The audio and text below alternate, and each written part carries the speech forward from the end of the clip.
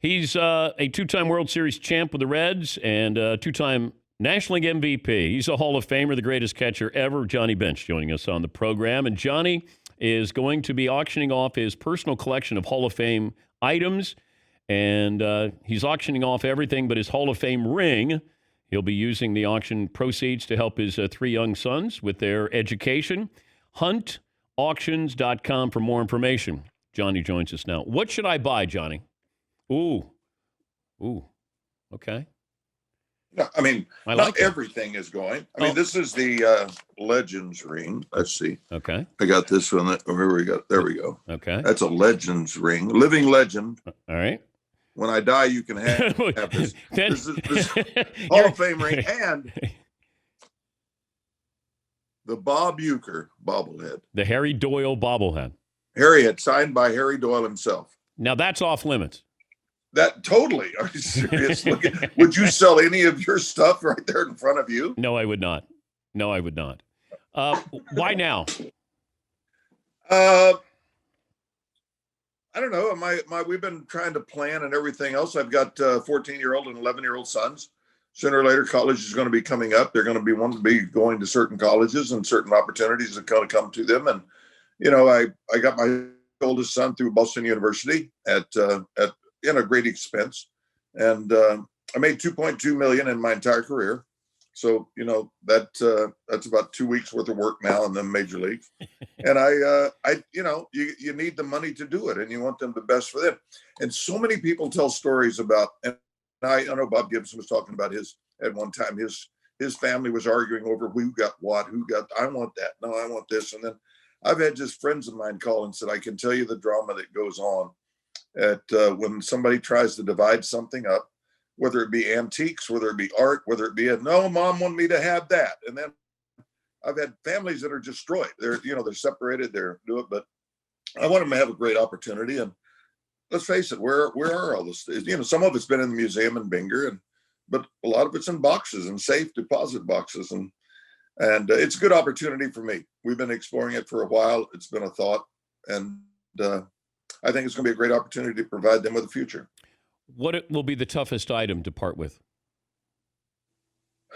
Well, some of those I've kept. I mean, like my Larry Bird basketball, signed to me. Larry Bird, same birthday, same date. No, I guess probably the MVP trophies. The MVP trophies, and I got a Soderhard old bat. Do you have any of those? No, I do not. I have the only bat I'm pretty sure, in existence, signed by the All Century team. That is in my possession. So it's the rings, it's the Hall of Fame plaques, it's stuff. Kept my Thurman Munson Award, I kept my Hutch Award. I wanted, because they mean a lot, and I didn't want to put them in there. And there's a lot of great stuff in there, but how do you always pick? But the boys' decision was they didn't argue over the rings. They weren't really worried about it. And so this is a better opportunity for me. And it seems like in a down year that it might not be the best time, but auctions have done well, and people are interested. I saw the Vin Scully auction. I don't know if you did. Yeah. The Scully auction was huge, and a lot of people out there would like to have something. And I had friends call and said they're bidding on stuff that I never even thought, would even consider that. So how much is a gold glove going to cost me? Depends on the year. Strangely enough, the year, I guess, coincides with if I won an MVP or I was Rookie of the Year or something. That's what they're saying. It's probably going to cost you anywhere from 25 to 50, which is, a couple days work. That is. Well, now that the Peacock has come along. Yes, that's true. There's also the painting by Leroy Neiman. Yes.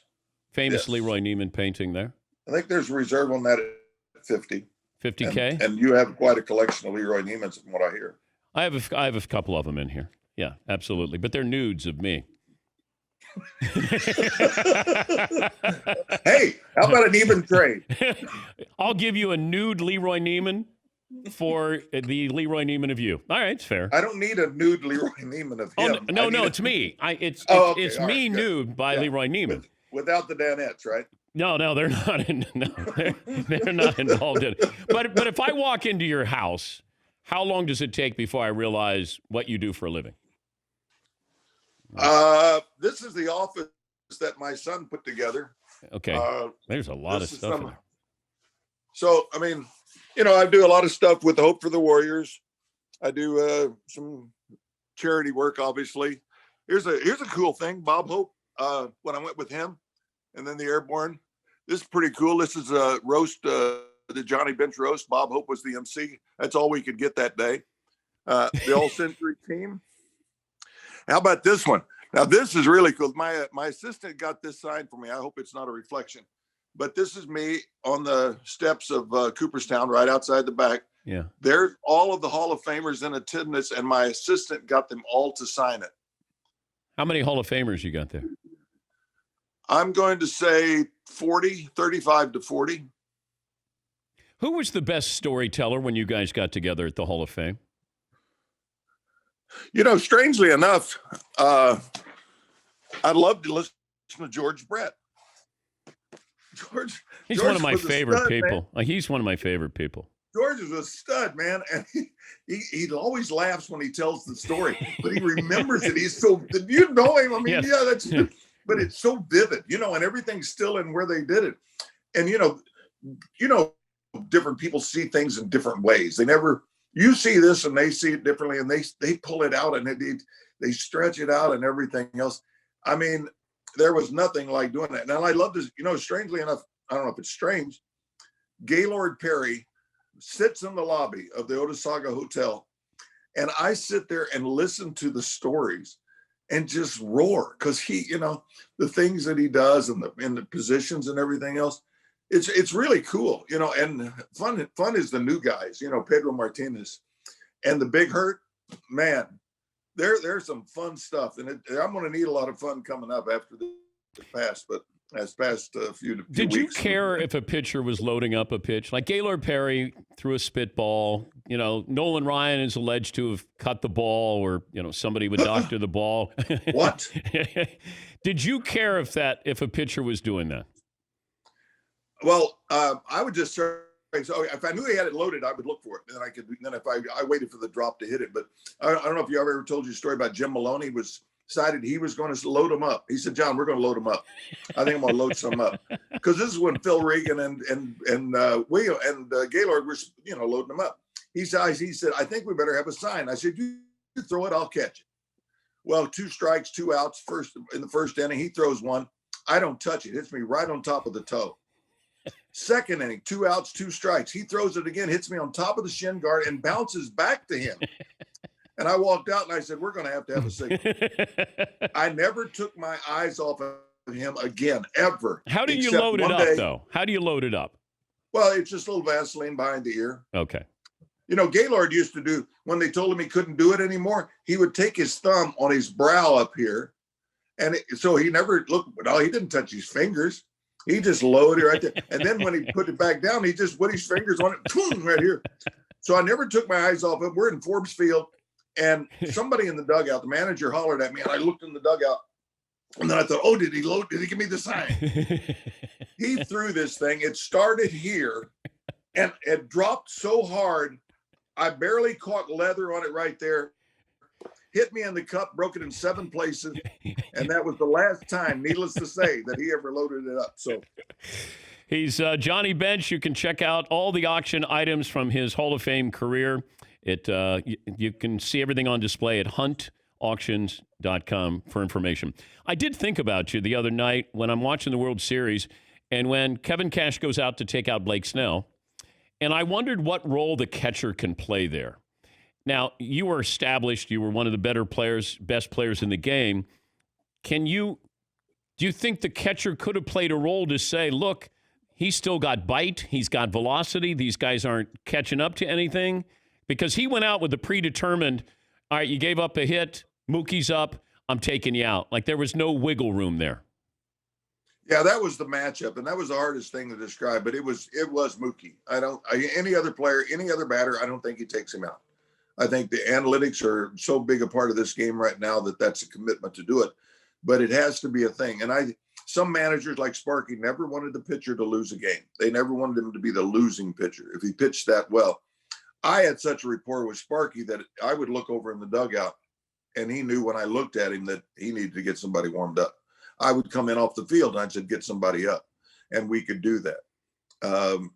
I think the analytics are there, and it's buried in the game now. It's embedded, and I think it's going to do it. And Mr. Cash is going to listen to it like every manager, and everybody's going to second guess. But it was Mookie. I mean, let's face it. I mean, any other batter probably in baseball at this time, they probably wouldn't have taken him out. But it was a situation where everything dictated. My dictation would have been, if I were catching, is that I will pitch around Mookie, because they've gotten him out. They struck him out a couple of times, and they got him to ground balls and a couple of things. I would have pitched around him and hoped that Mookie, being anxious in that situation, now he's got a great eye, but you try to get them to chase a pitch that they normally wouldn't go after. And I thought it was a tough decision. Snell didn't want to come out. I mean, he had him. He was out where he wanted to be. And that was a decision that sometimes the organization makes by making analytics the most important thing. Before I let you go, I know it's been a tough couple of weeks. You lost Joe Morgan, and I'm trying to capture Joe Morgan to let a new generation know just how special he was, because he did everything, and you don't see a guy that size who is power hitter. He was a Gold Glove winner, 2-time MVP, the spark for that team. And do you have a favorite story of Joe? The thing about Joe was his favorite player was Nellie Fox. So he's 5'7", and Nellie became a mentor of his actually when he went to Houston. And Joe, how about this stat? 4 years, 4 seasons, Joe Morgan had 50 or more extra base hits, 50 stolen bases, and 100 base on balls. 4 seasons. Wow. In the history of baseball, no one has ever done it one season. Wow.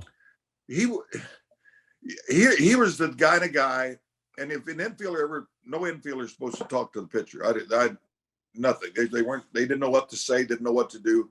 But if Joe Morgan came in from second base to talk to the pitcher, I stayed behind the plate. Wow.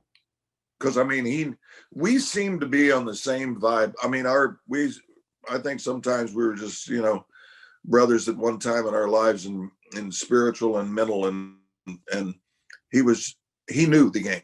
He understood I knew the game. And he was the best player I ever saw. I mean, like you said, how can you be a Gold Glove, steal bases, hit home runs? If there were games on the line, take the Red Sox in 1975. Who do you want at the plate? Joe Morgan. Who got the base hit? Joe Morgan. And as I told his wife, I said, Teresa, we are so fortunate to have had him in our lives.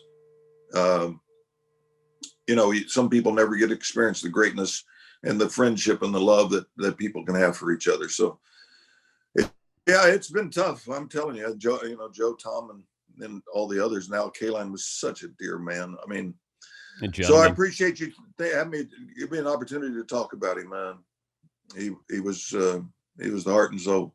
And I try to tell people, Bob Gibson, like, I was nervous, and I was just watching a game when he would be on the mound. I can't imagine what it was like to face Gibson. Al Kaline is one of the true gentlemen in life, not in just baseball. I mean, we'd lost, some great people, not just great players. Yeah. Lou Brock, I came into St. Louis. He had 32 stolen bases in a row, and we had Jack Fisher pitching. We call him Fat Jack Fisher because he had a belly, and he'd rest his glove on it. He'd rest his glove right here, and he was pretty quick to home plate. Well, Lou took off to steal, and I threw it down, and Lou hadn't got to the cutout. He hadn't even started to slide. He hadn't even got to the dirt. And after the game, I'm sitting in my locker, and one of those shopping carts pull up in front of my locker. Well, that's where we put our dirty and sweats and everything else. And one rule was you never fraternize. It cost us $50 if we talked to another player. Dave Bristol was just so adamant about you not fraternizing. Well, this cart's still sitting there, and I look up. It's Lou Brock. He's in uniform in our locker room, and I'm next to the manager's office. He looked down at me and he said, "Next time, kid, make it look close." And strolled on out. Strolled on out like it was just a normal routine thing. That's great. Oh. So the auction, huntauctions.com, all the great stuff that Johnny has available for everybody. And that'll be November 14th. November 14th at huntauctions.com. Great to see you.